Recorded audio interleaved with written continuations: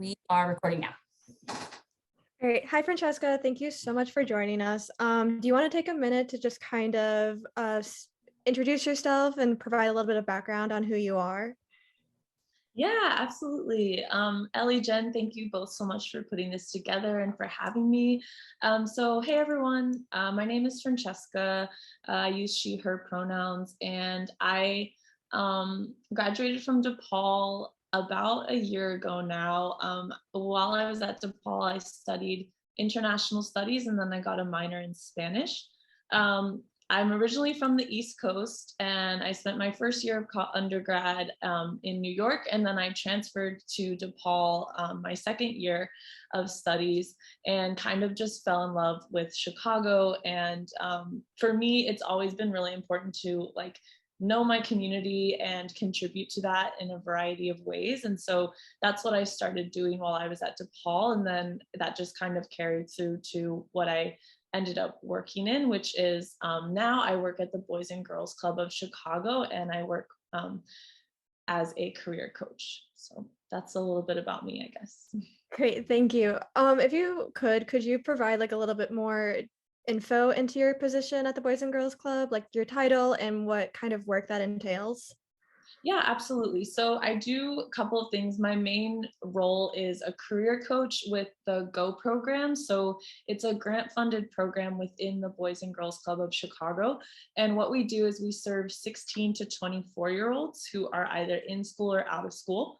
And we kind of help them achieve their personal and professional success. So obviously that looks different for every person. And my job is to meet with them and start to understand what their goals are, what their plans are, and kind of create a step-by-step guide for them to reach those things. So that can look really different, right? So for the professional side of things, I create workshops and curriculum surrounding, resumes, how to build a LinkedIn, how to go in for an interview. And then on the personal side of things, we talk about things of how to set up a savings account, how to get your budget and your finances in order, and even just things like self-care and learning how to take care of yourself while you're trying to achieve some of your career and educational goals. So that's kind of the overview of what I do in that role. I've also recently taken on two kind of smaller roles with the organization. So I'm a diversity, equity, and inclusion liaison. So that really just means that I'm helping with our larger organizations, diversity and equity and inclusion plan, and helping to disperse it into my staff and having those conversations and figuring out what the staff feedback is on that. And then additionally, I sit on a working committee for Boys and Girls Club of Chicago, working on trauma-informed practices and the implementation of that in our organization. So obviously the communities that we serve have very different demographics, ranging on the areas that we are based out of. And so it's really, really important, I think important in all work, but especially in the work that we do, that we're being really cognizant of the ways that trauma shows up in behaviors and in environments for folks. And so I've really been enjoying kind of figuring out initiatives and things that we can implement in the clubs to make us as trauma informed as possible. So overall, mainly a career coach, but those are kind of the two side positions that I hold as well. Yeah, that's great. And those additional positions that you're taking on are really important for community building and just giving back. You already have shared a little bit about your academic background, but I was wondering if you could touch on how that kind of influenced your professional journey to get to where you are today. Yeah, absolutely. So like I had mentioned, I had studied international studies at DePaul, and then also minored in Spanish. So I absolutely adored studying international studies. If any of you have a chance to take classes with that department, they're just amazing professors who really care about you, and they care about making you a global citizen. And so that was really what I got out of my education. In terms of what I do now, is it made me very aware of sort of looking at the world and seeing the disparities that exist and understanding how to approach those things. And another thing that it really emphasized was community building and community mutual aid networks and finding sort of local ways to make change, and not having to depend on like the larger scheme of things. And so for me, what I took out of that is, one, that a lot of change starts in your own community. And so we need to be focusing our mind and our efforts on like breaking cycles there, and also just like being creative and finding alternative paths for people in general. And then the second thing is, obviously international studies is sort of that global perspective. And so I was always really interested in international development and development projects, and kind of figuring out ways to deconstruct those things and to make it more about the humans that are involved instead of the larger institutions. And so for me, I think a lot of people think of international development as like being out in the world and being in a different country and doing things like volunteer projects or, USAID or things like that. But I think there's a lot of development projects that are actually happening in the US, and there's a lot of communities that, are asking for things, and we kind of get to address those in our own backyard first. And I think that I wanted to kind of go in and take the sort of critical perspective that I already had, and bring that to my local level, and sort of start implementing some change here before kind of looking outward. So that's a very long-winded way of saying that, like, I really care about the communities that I'm a part of, and I want to be, immersed in that work. And I think INT really taught me that. It also taught me how to read and write really well. And I feel like those are just always going to be applicable to a job. Yeah, no. Thank you. You have kind of already begun to touch on this a little bit, but can you provide a little bit more insight in like how you kind of navigated yourself into the nonprofit world, from being an international studies major and taking that community-based perspective? Sure, absolutely. So I think nonprofit was always something that was an option for me. And I think like from a really young age, I knew like I really wanted to help people and I wanted to serve my community. So I had to figure out what sector I would be doing that in. And there's so many nonprofits and there's so many opportunities that I think a lot of times, especially for me, as like I finished college quite early. And so being a young professional, it's a easier market to get into, for sure. That's the first thing. But then I did have a lot of experiences in my undergrad that sort of like kind of turned me towards this path in particular. So before I got to DePaul, I was studying at Sarah Lawrence College in New York. And while I was there, I took some psychology courses. So I was learning a lot about disparities in communities, and then also like impact on youth development and things like that.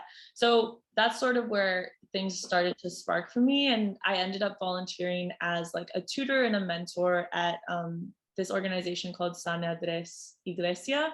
So it was like helping and tutoring and mentoring bilingual youth in the community. So that's sort of where I kind of got a perspective of like what working with youth would be like and working in different communities. So that was really important. And then when I moved to Chicago, I just got really immersed into international studies, and I ended up working as a student rep for the department. So that experience, I served as that for 2 years, and that experience was really helpful because I started understanding like community outreach positions and community building positions a lot more. So I was responsible for a lot of events and workshops. I was putting together weekly events for my student body. So I had to think about like, what are people this age, like what do they need to know, like who do they need to talk to? So like starting alumni panels, getting them informational interviews, working with the Career Center at DePaul to get them, like resume workshops. So that was when I started kind of like hitting my stride in the work that I do now. And at the same time, it was just very, very rewarding to be working with that age demographic, like sort of 16 to 24-year-olds, and just seeing the ways that like building a community can benefit benefit like yourself and also all the people around you. So I did gain a lot of really, really great experience there. And I think like working in higher ed in general gives you a really good idea, gives you a lot of translatable skills to other jobs. And then I would say like the final thing that really helped is I interned my senior year summer. I interned with Alderman Laspada's office, so the first ward. And that was really helpful because like I said, I'm always like a community-based person. So I had built myself and established myself in my community of like DePaul. But then working at the alderman's office, I got to actually be in like the exterior Chicago community, which is so just like culturally rich, and like there's so much pride in this city of like which neighborhoods people come from. And for me, that was a super exciting experience because I don't know if that's like you don't always see that in sort of the smaller cities that I grew up near. So working at the alderman's office started getting me that news perspective of like what the exterior community around DePaul looked like and needed. And then also it just put me in contact with a lot of different nonprofits. So my job, a lot of it entailed like reaching out to local nonprofits. Like at this point, COVID was kind of in the thick of everything. So we were organizing like PPE distributions and a lot of we were trying to figure out how do we kind of work with these organizations in the community that are really serving, our populations, and what do they need and how can we help? So for me, that was really helpful because I actually started looking like, oh, here's like a whole list of nonprofits in this area and they're doing all this work. And, even though we're a government entity, we really look to them for like our initiatives. Like it's really a symbiotic relationship. So for me, that's what kind of solidified of like, nonprofits are really important and they're working more directly with community members. And so that's kind of what initially like pushed me towards that route. Yeah, Chicago is such a great example of just like how government, nonprofits, and private organizations can all work together in order to serve the community. And you've mentioned that like Chicago has so many nonprofits. And so how did you kind of ultimately choose that you wanted to work for the Boys and Girls Club? Yeah, so I think that I have been pretty lucky in the fact that I developed a lot of network connections. And so for me, coming out of college, still in the pandemic, obviously kind of scary. The job market was not this beautiful, abundant thing. And so that was like a really real fear. And I think that I knew what I wanted to do, but it was a matter of also understanding the limitations of, having someone who knows someone can be so helpful to you.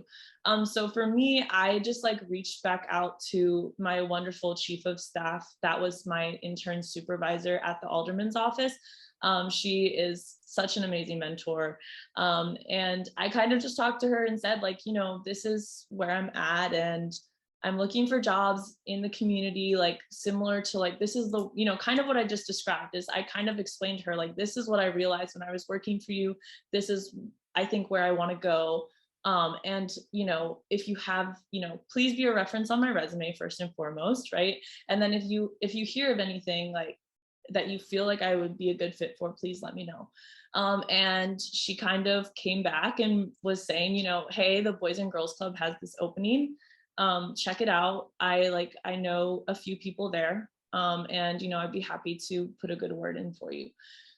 So for me, that was kind of how I was like, okay, Boys and Girls Club. But I think further than that, it was important to me, being sort of not necessarily, I've moved a lot in my like adolescence and young adulthood. So for me, it was also important that there would be name recognition. And so Boys and Girls Club, like that's the first thing is like, it's a national organization. So I knew that I was coming into something that was super established, that had really good name recognition. And honestly, for a young professional, like I think that is something you have to take into account because like, I don't know where I'll be in the next few years, right? So I want something that can stick to me well.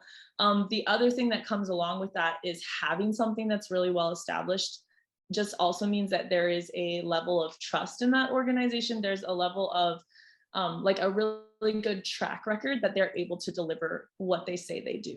And for me, that was really important that I was going to a place that was really well established in their communities and that has a history of being a place where communities feel trusted and that they can come to. Whereas like with different nonprofits that might just be starting up, that's a bit of a larger hurdle to tackle, and you aren't always sure how, like what that work environment might look like. So for me, those were the two things that were important about going to the Boys and Girls Club.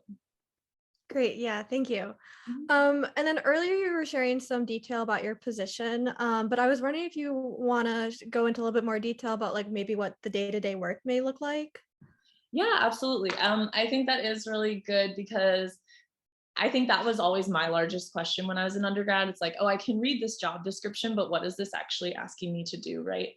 And I will say, just in my experience doing a lot of volunteer work and now having a full-time job with a nonprofit, you are going to wear a lot of hats. Like it's just that it's going to be a lot of different hats. And I think that that's super, for me, it's super exciting. But it's also just something that I would put at the forefront is like, expect that your job description is not all that you will be doing. So for me, usually a typical day, like I can kind of break down my career coach job into like a couple different sectors, but I would say like mainly it's three things. So it's recruitment and outreach efforts. It's actual like participant interaction, right? And then it would be like the paperwork side of things. And for a lot of nonprofits, I think a really important thing to note, and if you're going into interviews, is like always asking what that structure looks like in terms of, are you going into a grant funded program, right? So for me, we're grant funded, which means a lot of times, and we're a federally grant, like federal government is funding us. So what that means is there are a lot of checklists that you need to be hitting, especially when it comes to paperwork. So I can sort of touch on that a little bit later because it'll make more sense when I explain the other aspects. So recruitment and outreach, obviously, we want to help as and serve as many folks as we can. That's just like from our hearts, but then also from our brains, we do have like numbers and, amount of youth that we're expected to serve, right, based on our grant. So what that looks like is I reach out to high schools, I reach out to community centers, and I think I reach out to like local aldermen's offices, right? And I'm just asking, we have this program, getting our name out there. We work a lot with community colleges as well. Just saying like, these are the services we provide, like, please send folks our way. We go and we do presentations as well. Usually they've been virtual, but we're getting more and more in person. We go to recruitment fairs. So just a lot of different things in that regard. And my experience at DePaul working as the INT rep really prepared me well for this. I have a lot of experience pitching a program and talking at open houses. So that's comes really naturally to me. And it's something I really enjoy doing. If you haven't noticed, I talk way too much and I'm very extroverted. So I love that part of my job. And it's also just really good because every time you're doing outreach, you're pulling more people into a community network, right? So you have more opportunities to connect employers with our participants or other employers with other employers because you want those small businesses to be thriving in your community, right? So it's just a really good way to network in general for your community and for your program. So that would be, I would say that's probably like maybe 20% of the job. The main part and the part that for me is like most important is obviously like your participant interactions in your programming, right? So for me, that's meeting. I usually meet, similar to if any of you have gone to the Career Center, like you do your one-on-one meetings with your advisor. And so that's what I'm doing for most of my days. I'm having meetings with the youth that I serve. Some of those meetings are checking in, talking about our steps, talking about progress. Some of those meetings are workshops, right? So I'm looking at their resume with them. We're talking about ways to improve, or we're practicing elevator pitches. So I would say it's usually split pretty decently into like workshops and just check-in meetings. So that's like a lot of my job, is just like actually keeping up with my participants. And because we're a program, it's not so much, I think the Career Center at DePaul has more of a lax sort of schedule. For me, it's really important that I'm checking in like weekly, bi-weekly with my folks, and we're actually seeing them progress in the program. So I have to really be consistent with like sending out emails, making sure that my youth are responding to my emails, right? And sort of like keeping them on track to kind of be successful in our program. And what that looks like is, after they do the trainings with me, I get to refer them to employers, and I get to say like, okay, you know, you want to be a pharmacy technician, we're going to put you in this training, we're going to pay for this training, and then, you know, pass your exam, and then we get you into a Walgreens, right? So that's sort of like the end goal, and I'm kind of the starting point with them. So that's like probably, I would say, like really like 60% of my job, almost 70% of my job is like that direct contact with youth. And then of course there comes the paperwork. So as I'm having all these lovely conversations with my youth and we're doing workshops, a really big part of it is like case management. And this is also somewhere where I feel like my INT training has helped me, just because for me, I really loved ethnography and I was really passionate about field work. And in a way, what I do is field work, right? Because I have to have these interactions with youth. I have to be thinking about a lot of different things, like how am I going to talk to them? How is their day going? You know, how can I kind of like move them forward? And it's different for each one. And then of course, like with the fieldwork aspect of things, you're taking field notes constantly, right? So that's what I'm doing at my job. I'm taking case notes and logging those things into our grant like database, essentially, so that all of their progress is noted. And then on top of that, of course, we have like eligibility documents, and we have to keep track of receipts. So like one of the great things about my program is we will give you stipends, and like we can fund your unpaid internship, right? So we'll be paying you, but of course we have to keep track of those things. So like keeping track of those things, uploading those to the database as well would be sort of like the paperwork side of things. And I would say it's probably also about 20% of the job. I wish it was less personally, because I am not a huge paperwork person, but that is kind of the caveat of when you are grant funded. It's really important that you're sticking to those goals, and you have those results to show, so that you can continue to serve your community.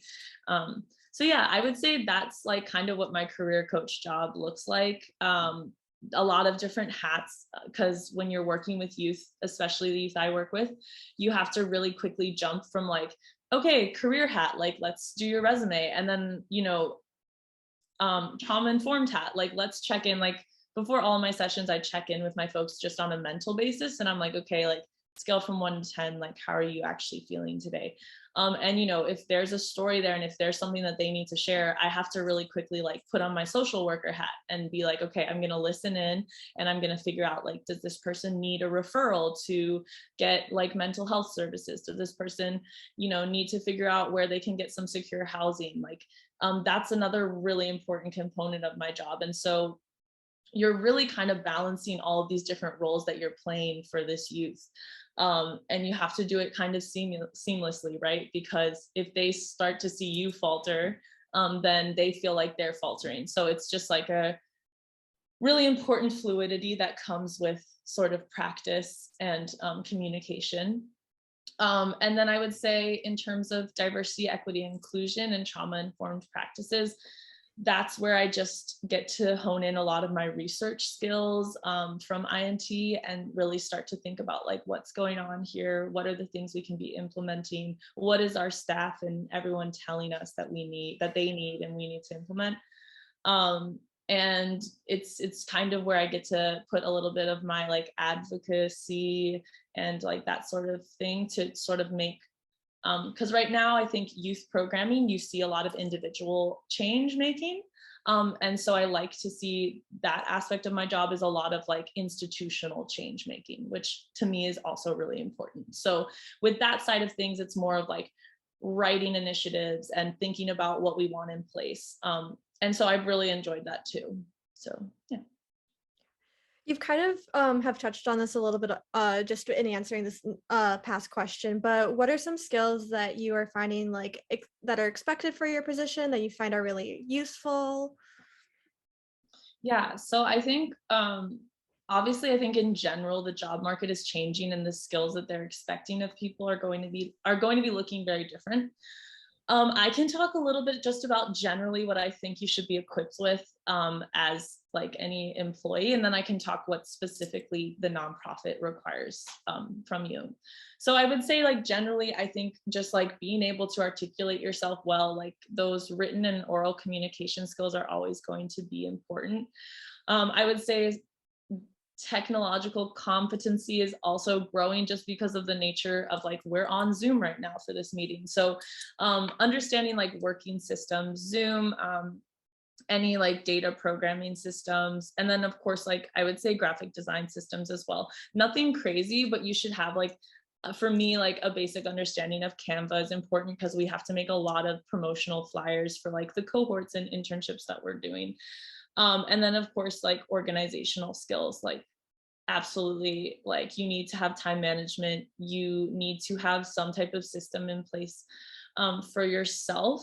For me personally, like it's very important to have an organizational system, and sometimes when you work in nonprofit it's not always going to be there.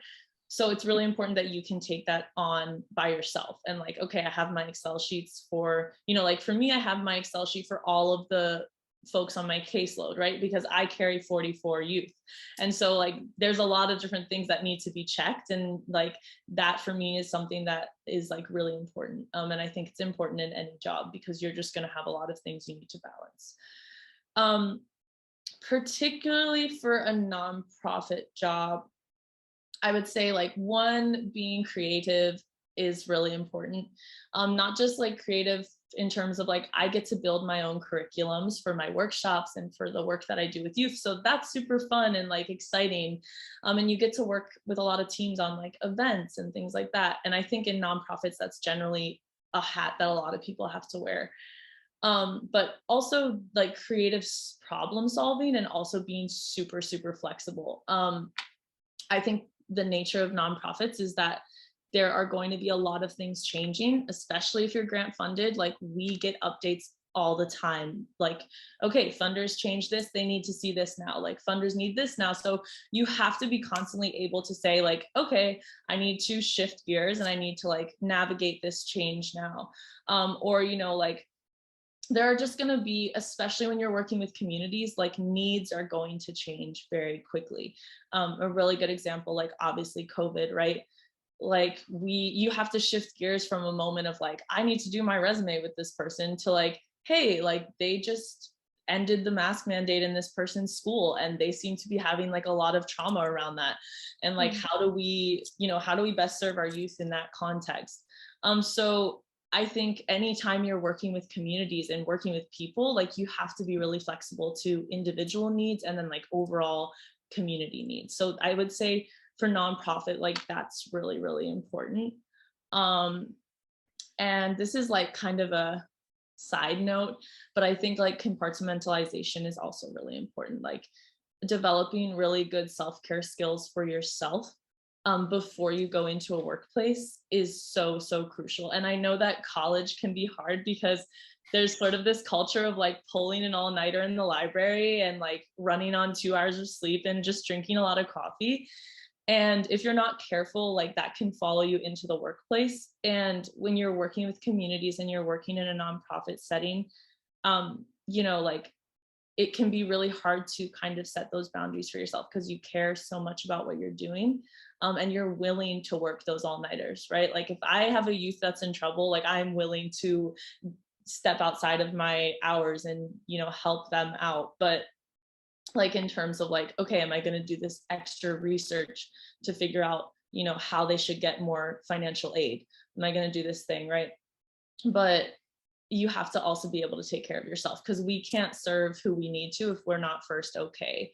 And I feel like people don't talk about that as like a work skill. And I think it's like one of the most important ones. So. Yeah, I agree. um this might be a good like question to kind of follow up, but like what aspects of your job are most rewarding and what aspects would be the most challenging? Yeah, okay. I mean, like, I think the obvious answer is like seeing a youth progress and be successful. I think that's like really rewarding for me, and that looks really different depending on the youth, right? So, for example, like I might have one youth that is like getting internships and like attending career competitions and like winning these awards in their first year in college, and you're just like super excited for them, and they're telling you like, hey, can you be a reference for me on this job interview? And so like that is like super super exciting, right? But then on the other hand, like it can literally be like when I ask a student like, how are you feeling today on a scale from 1 to 10, and they tell me they're feeling a 4, and like I ask them if they want to talk about it, and they do, and then they tell you like, thanks for asking, because I really needed to talk about it and no one else asked. And like those two wins, like I think sometimes people put different values on that, but for me, like those are two huge wins because they're both talking about really important things just in different ways. So I think like for me, it's always just been like helping individuals and helping the community. So that's like probably the most rewarding part of what I do. Um, Most challenging part, uh, I think there's a lot of challenging things. That doesn't mean it's bad. I think it just means that's the nature of this work.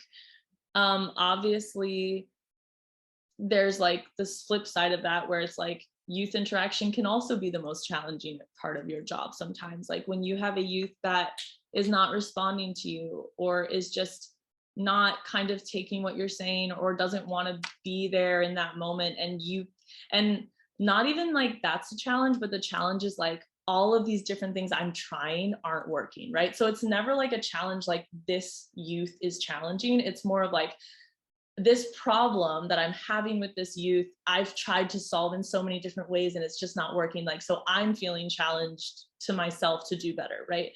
So that can be a lot because it feels very personal at times of like, how can I be better for this youth? So yeah, obviously a double-edged sword whenever you're working with people. And then I would say for me, I think the challenges of organization and bringing structure. My team is very small, and my wonderful boss juggles a ton of work for us. And so just finding ways to kind of like breathe through the expectations of the grant and like the funding, and understanding that those expectations don't always seem like appropriate, and it's just, you have to remember like you're working on the ground, and a lot of times this grant funding is coming from a federal level, so it's just going to be a disconnect there. And so for me that gets challenging, just like with the necessary paperwork and things like that, but it's just, that's part of the job, and you have to kind of put your head down and print out all the papers that you need, and document all the things that you need to document, and just like make sure that the youth are still coming first. Yeah. Yeah, thank you for being so transparent and like answering that question. Yeah, I absolutely. really appreciate it, and I definitely like agree to being in a similar position with advising. Like when someone comes back to you and like tells you like, "Hey, this experience was really helpful," like just how rewarding that can be as well. Since we're meeting today for students who might be interested in nonprofit, do you want to share some of the ways that they can kind of be building experience now while they're getting their undergrad degree? Yeah, absolutely. So I would say that there are like, if you can get involved in extracurriculars and like clubs on campus, like I think a lot of times if you follow your interests, then you can find places that will give you a lot of that experience. So for example, I was part of a club that was Chicago Area Peace Action. They have a DePaul chapter, and so for me that met a lot of my interests at the time. Like kind of, they kind of promote like community activism and, you know, peace in general as a principle. And so like a lot of the activities we ended up doing as a club was like, you know, doing like teach-ins about Yemen and like ICE and figuring and like calling our representatives and doing these different things. So I would say like in terms of the DePaul community, like finding those extracurriculars that meet your interests and finding those opportunities there is like super helpful. And then I would say in general, like with nonprofits, if you know that there's a field that you want to go into, like just start volunteering. And if you know of the nonprofit that you want to, like start volunteering there. It might not be a job, but it will most likely turn into one. Like I would say one, like if it is the nonprofit you want to work at, it like they will be so grateful that there's someone that is coming there genuinely. Like nonprofit work, you have to be motivated intrinsically, not by money. So if you're starting as a volunteer, like they're going to see that you're already really motivated. And if you do a good job, like I think it would be silly of them not to hire you when it comes to that point, because, you know, unless there's like lack of funding, right? And they can't do it. But generally, like they like to see people who are already familiar with the community they serve, already have been working with the systems that they work with, and they understand the organizational structure. So it's really easy to move upward in nonprofit spaces, but you have to be willing to sort of like volunteer first instead of going straight into a job. The other thing I would say is if you're volunteering with one nonprofit, like one thing I've learned about the nonprofit community here is it's very tight knit, and there's a lot of like moving from one to the other. So even if it's not exactly where you want to end up, there's a lot, like a really good chance that they'll probably know someone that works in the nonprofit that you want to work in, or like that nonprofit will see that on your resume and say like, oh, they do really similar work to us. So I would say like understanding that unfortunately like volunteer positions are much larger than paid internship positions and work positions. Personally, I think it's a shame. I think that, you know, undergrads are just as valuable and your time should be compensated. But that's just sort of sometimes the reality. So getting into a volunteer position, and you could even volunteer on the weekends while you hold a different job, and then like turn that volunteering weekend into your full-time job. So that's like my first advice. And then obviously just like networking as much as you can, taking advantage of like who is in your community right now, and that will translate into the exterior, like I guarantee it, especially because DePaul alumni tend to stick around in the area. So you would be really surprised to see how many people you might know that know people that are out in Chicago working. Me personally, like I literally built a bunch of contacts because I worked at DePaul and I knew all of the alumni. I would have to contact them for alumni panels. So one of the alumni I contacted for alumni panel, we had, you know, obviously exchanged emails professionally. I messaged her on LinkedIn and was like, hey, how are you doing? You know, I'm looking for jobs. She was the one who ended up like referencing, like being a reference for me to get my internship at the alderman's office, right? And then my alderman's office chief of staff is the person who ended up referencing, like being a reference for me to get the job I'm in now. So there's like, it's really cliche, but like you have to network to get work, honestly. And I would say that that doesn't mean that you have to be superficial about it. The people that I have spoken to, like I pride myself on like actually having genuine humanistic conversations and relationships with them that also have been beneficial to me finding work. So understanding that there are good ways to network, and like networking looks very different for everyone, and it doesn't have to be like you're putting on a suit and tie at a career fair and like shaking hands. So yeah, that's my advice. Thank you so much for tying in like how important networking is into that answer of your question of the question. I think this is going to be our last panel question. Before we move on to audience questions, where do you see yourself in your professional journey over the next couple of years? Yeah, so I think it's so hard, right? Because a lot of my best experiences I've kind of just fallen into. I've been very lucky in that way. But for me, like, I think I've always wanted to help people. That was like when I was, like 5 years old, I was like, okay, I want to help people, like whatever that means, that's what I want to do. As I've gotten older, like a lot of that was like youth development. Like, okay, I want to work with youth. I want to like influence them. And then working in higher education, I got really exposed to like what it looks like working with young adults. And then that's kind of what I'm doing now. And so for me, I think like my transition is kind of like, what is that ultimate space of like where I feel I'm really helping people, but I'm also feeling that I'm really fulfilled and pursuing creative projects on my own as well. So for me personally, what that looks like is like I would love to be a professor. I think that like it's a really good combination of the work I do now, which is like advising and mentoring folks. And at the same time, I would be able to do that in a way that's very specific to what my research interests are. And that's something I love to do as well. So hopefully what I'll be doing is in the next few years going to get my master's, and then kind of transitioning into higher ed work, and hopefully, ending on like the professorship is kind of what I would like to do. But life is crazy and you're going to change your career path a bunch of times. So that's where I'm at right now. And I feel really good about it, but I'm always open to whatever life is going to throw at me. Yeah, that's great. And we're so excited to see how you're going to go off on this journey. For sure. We just want to thank you so much, Francesca, for just spending this time with us, and just how articulate you were about all of your experiences and how specific. Again, you kind of touched on it. Just as a undergrad student, it's really hard to picture, just even looking at a job description, what does this actually look like in practice? And so you being really specific about what your day-to-day actually entailed was super helpful to hear about. I know we did have a question in the chat, and I will definitely open it up to the audience. If there are additional questions as well, feel free to ask them verbally, or if you would rather put them in the chat, I can also read them out. I'm just going to scroll back up really quick. So there is one question: how are you able to keep your composure when youth may come to you with a crisis? This is a really good question.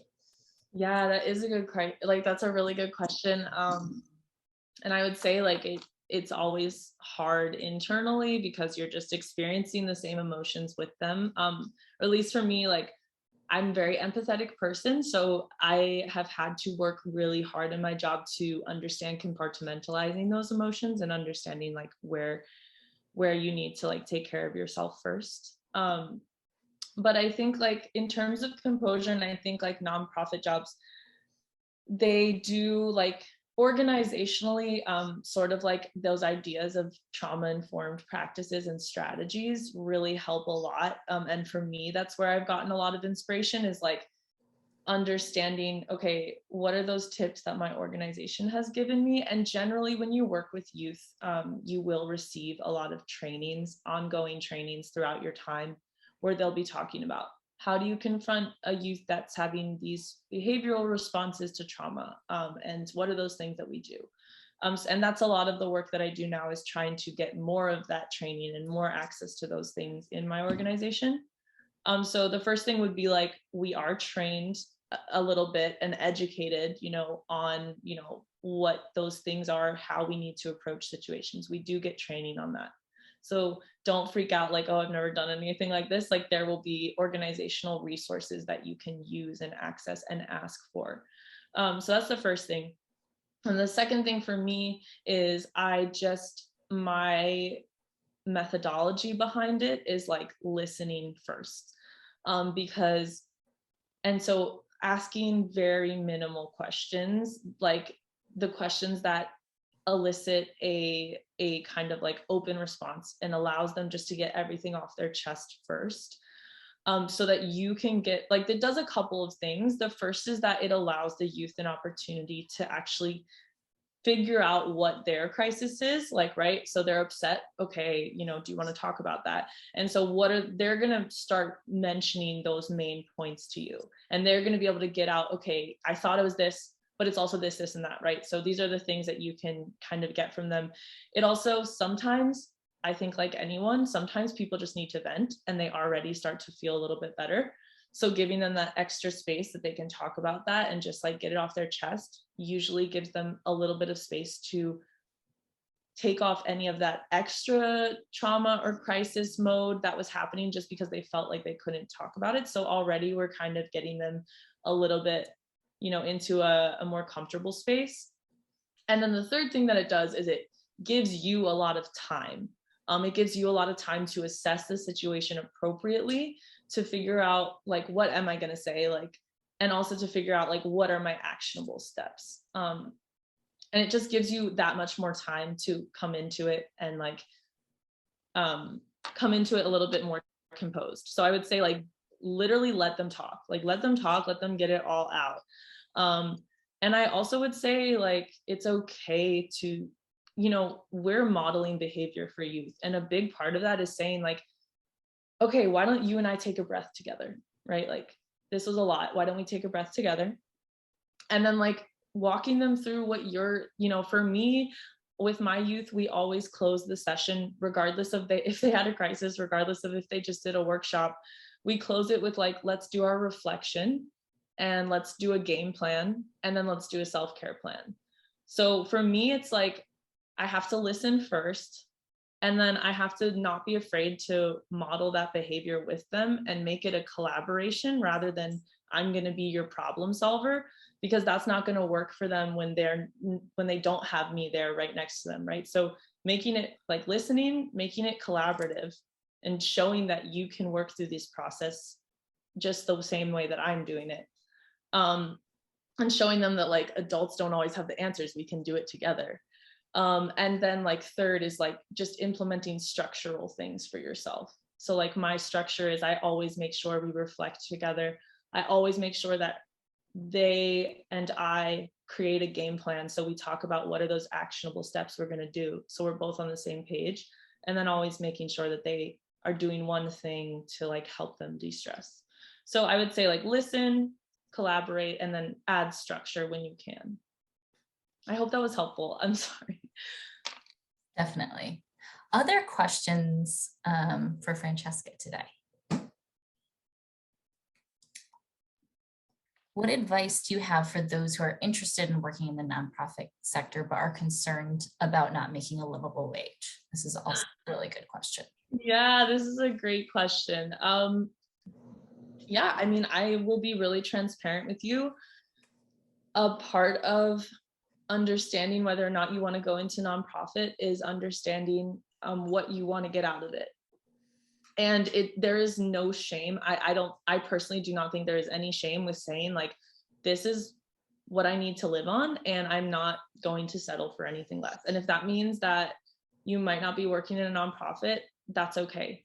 I think it's really important to take care of yourself first. I am in a really privileged position where I personally I have a place to live where my rent is much lower than the rent that is in the city. My landlords are really awesome about that because they also work in like CPS. And so they understand that we are not making a lot of money as social workers and as nonprofit people. So if it is your goal to work in nonprofit, I would say like, one, just understanding that the average pay is not going to be what you may need. And so you have to kind of talk to yourself about like, are there ways that I can keep a job that is going to fulfill me financially and then do this type of work in my free time? Or are there ways that my job cannot be a nonprofit, but still meet those goals that I wanted to in nonprofit? That's the first thing. But the second thing is like, you can make it work. Like I do make it work. I have a tight budget for myself and I stick to it. And that's something you can do. But then the third thing I will say is I think sometimes there is a misconception about nonprofit work. If you choose your nonprofit wisely, you can find nonprofits that pay you well.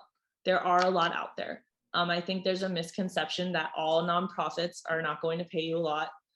That's not true. But I will say if you are working in nonprofits and you are making a lot of money, your day-to-day activities are going to look very different than what I do. So you will probably be at a more managerial level or more of a project management level. And those things are still really needed. And so understanding that your work in a nonprofit capacity, if you want it to be a higher salary, might just look a little different. Your daily tasks might look different than like those sort of like caseworkers that are really like on the ground working with one-on-one with folks.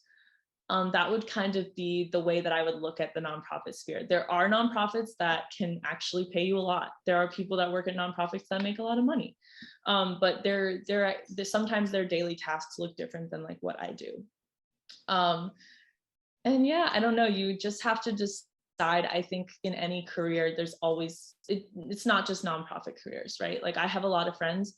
You will always have to balance like, okay, there's this job that I know I'll love, but it makes $10,000 less than this job that I won't love as much, but I'll get to, you know, take a vacation that's really nice. So there's nothing wrong with making those compromises. It's just up to you to decide what's best for you. And yeah, that's something you have to continuously do, but always advocate for yourself, always advocate for a living wage, because I feel like that is something that is super, super important. And like always try to negotiate. If it's a job you really want and the salary's not there, like try to negotiate things that are helpful. Like ask for that extra money. If they can't give it to you, ask for that extra time off, ask to work from home 3 days out of the week. Like you have bargaining power and you should not just take your first offer. Is like just in general with jobs, like please advocate for yourselves, because nonprofit workers do a lot of really good work, and you all deserve a lot. So great answer, Francesca. Very, very great answer. You can tell you're a career coach. So we are going to take one more question, and then we are going to disseminate the poll. So any other questions that are coming up, those were really, really great questions that were already asked, but anything else, and I know Francesca was really thorough, but if there is anything else, feel free to put it in the chat now. Otherwise, I will go ahead and give out the poll really quickly. I think it's literally 3 questions. But before I do so, I really do just want to thank you again, Francesca and Ellie, for facilitating the discussion. This was super, super helpful. Maggie actually just asked for you to share your email, which Francesca, I know you had mentioned you were willing to do so in the chat, which is very generous of you. We do know that you're busy with the really important work you're doing, so we definitely appreciate your willingness to connect, and Francesca just put that in there. So feel free to write that down. Also feel free to meet with Ellie and I around any, you know, additional questions career related when it comes to working in the nonprofit space, and how do you potentially prepare for a career or to gain related experience in this space. All right, everyone. I hope everyone has a great afternoon, and we appreciate you spending the time with us. Bye, Francesca.